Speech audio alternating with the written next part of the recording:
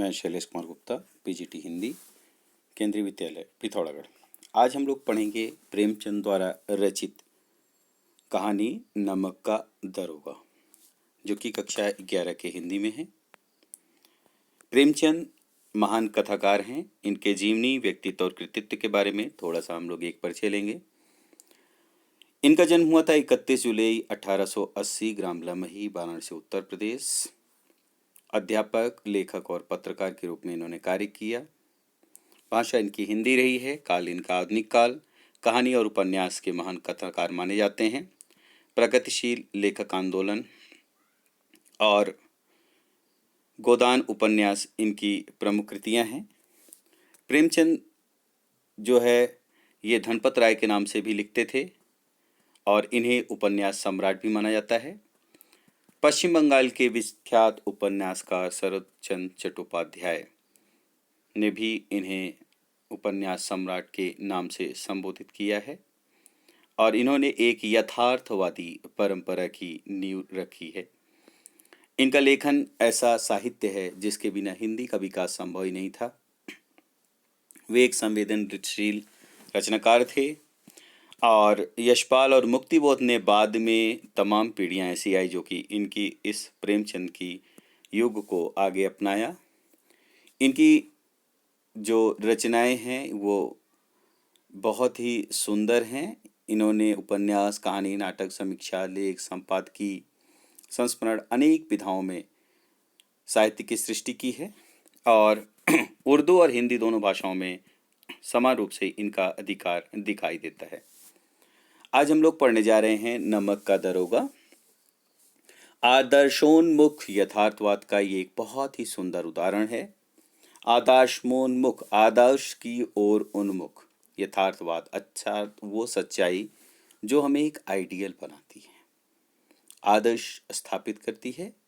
आज़ादी से पहले की कानून व्यवस्था पे एक बहुत ही सुंदर तल्ख टिप्पणी है। पूरी कहानी की जो भाषा है उसमें मुहावरे बहुत हैं। तत्भव, तत्सम शब्द उर्दू और ऐसे शब्दों की बहुत ही ज़्यादा यहाँ पे प्रयोग हुआ है।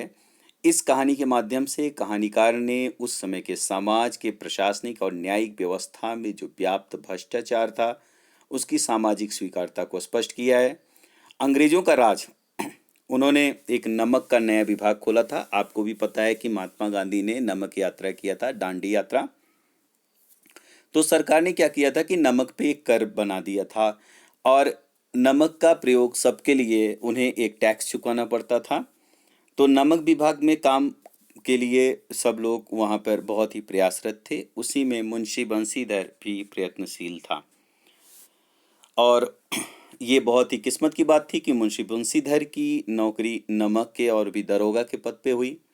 उनके परिवार की स्थिति ऐसी थी कि पिता ने जब वो नौकरी पे जा रहे थे तो बताया कि मैं कगारे का वृक्ष हो गया हूँ, अर्थात मैं कगार पे खड़ा हुआ वृक्ष है जो कभी भी खत्म हो सकता है। ये भी बताया कि एक और ऋण का बोझ है, दूसरी ओर लड़कियां हैं और दहेज देने में मैं असमर्थ हूँ। इसलिए वह पिता कहीं न कहीं अपने पुत्र को कुछ गलत कार्य करने के लिए भी प्रेरित करता है और उसका ये कहना है कि तुम नौकरी में ओहदे की ओर मत ध्यान देना, क्योंकि जो सरकारी नौकरी वो पीर का मजार है। पीर जो हमारे महत्वपूर्ण विभूतियाँ होती हैं उनके लिए जो मर जाते हैं तो उनके लिए वो मजार बनाए जाते हैं जिस पे आप देखते हो कि चढ़ावा आता है। तो इसने कहा कि सरकारी नौकरी पीर का मजार जैसा है जिस पे ऊपरी आय जाता आती है और आप नौकरी में ऐसी चीज़ों को अर्थात रिश्वत को लो, क्योंकि मासिक वेतन पूर्णमासी का चांद है, महीने में एक बार मिलता है और धीरे धीरे कम होता जाता है। और जो वेतन है वो मनुष्य देता है लेकिन जो आमदनी है वो ईश्वर देता है। तो कहीं ना कहीं पिता ने अपने पुत्र को ये सलाह दिया कि तुम इस नौकरी में जा कर के रिश्वत भी ले सकते हो। ये भी बताया कि विवेक से काम करो, मनुष्य को देखो और आवश्यकता को देखो, क्योंकि अवसर को पहचानो, गर्ज और बेगर्ज वाला अर्थात कौन कितना दे सकता है उसके हिसाब से सौदा करो। खैर, मुंशी बंशीधर ने अपने पिता के द्वारा जो आशीर्वाद लिया था ये नई नौकरी के लिए निकल पड़े, लेकिन प्रेमचंद ने ये साबित किया है कि एक आज्ञाकारी और पुत्र का व्यवहार कैसा होना चाहिए। उन्होंने वहाँ पर कभी भी ये पिता से नहीं कहा कि आप इस तरह की मुझे गलत सलाह दे रहे हैं।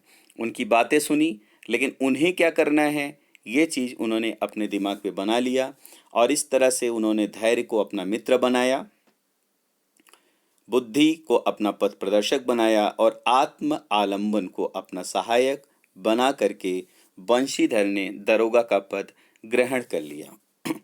न्याय और नीति रूपी शस्त्रधारी बंशीधर थे और इस तरह से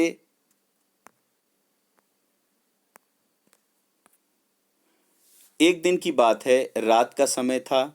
नदी के किनारे गाड़ियों की गड़गड़ाहट सुनाई देने लगी और वर्दी पहनकर तमंचा जेब में रख करके घोड़ा दौड़ा करके बंशीधर पुल के पास पहुंच गए और वहां पर देखा कि न्याय और नीति को लक्ष्मी का खिलौना समझने वाले उत्तम खिलाड़ी हैं पंडित अलोपी दीन, जिन्हें लगता था कि इस संसार में कुछ भी संभव हो सकता है।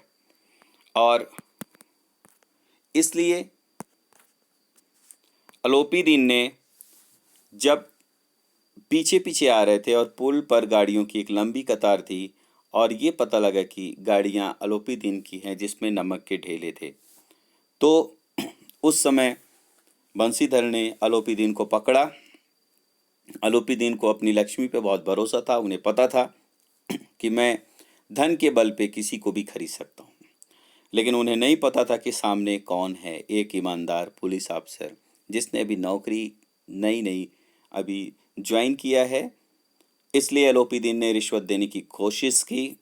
उस जमाने में वो हजारों तक पहुंच गए, लेकिन बंशीधर द्वारा काला बाजारी और रिश्वतखोरी के लिए 1 रुपया भी उन्होंने नहीं लिया और अपनी कर्तव्य परायणता के चक्कर में अलोपी दीन को हिरासत में ले लिया और फिर शुरू हुआ धन और धर्म के बीच में द्वंद्व युद्ध, अर्थात पंडित अलोपी दीन की ओर से धन की बरसात और धर्म पे।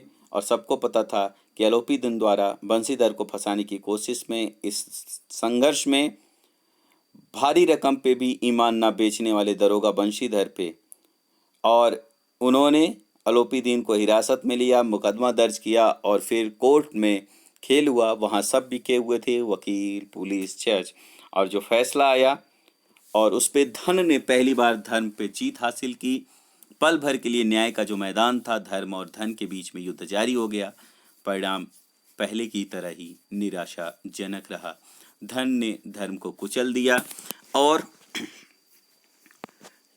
बंशीधर को उद्दंडहीन, अविवेकी, बुद्धिभ्रष्ट घोषित करने के साथ ही दरोगा के पद से भी बर्खास्त कर दिया गया। जिस समय बंशीधर अपने घर पे लौट के आए, पिताजी जिन्होंने बड़े सपने पाल रखे थे, अपनी पत्नी के साथ वो जाने वाले थे और बाहर घूमने के लिए, 4 धाम की यात्रा पे, बेटी का विवाह था, बहू थी, घर में थी, इसलिए वृद्ध पिताजी ने सिर पीट लिया। उनकी सारी कामनाएं मिट्टी में मिल गई। उन्होंने अपने पुत्र से बात तक नहीं किया, पढ़ाई लिखाई की व्यर्थता को प्रकट किया। तब तक अलोपी दीन वहाँ पे आए और अलोपी दीन ने वहाँ पर जब पहुँचे उनके घर के सामने, तो उस समय बंशीधर ने उन्हें प्रणाम भी नहीं किया और जो बंशीधर के पिता थे मुंशी जी, उन्होंने बहुत ही बढ़कर ठकुर सुहाती की और कहा कि मेरे बच्चे से बहुत बड़ी गलती हो गई है। अलोपी दीन ने, जो कि अपने धन की महिमा पे बंशीधर को नौकरी से निकाल देते हैं, लेकिन सत्य के आगे उनका सिर झुक जाता है। वो सरकारी पद में बर्खास्त बंशीधर को बहुत ऊंचे वेतन और भत्ते के साथ अपनी सारी जायदाद का अस्थाई मैनेजर नियुक्त करते हैं। तो इस जो अभी हमने कहानी पढ़ी, इससे जो संदेश है वो ये कि पिता या किसी व्यक्ति द्वारा गलत उपदेश देने को भी हमें स्वीकार नहीं करना चाहिए।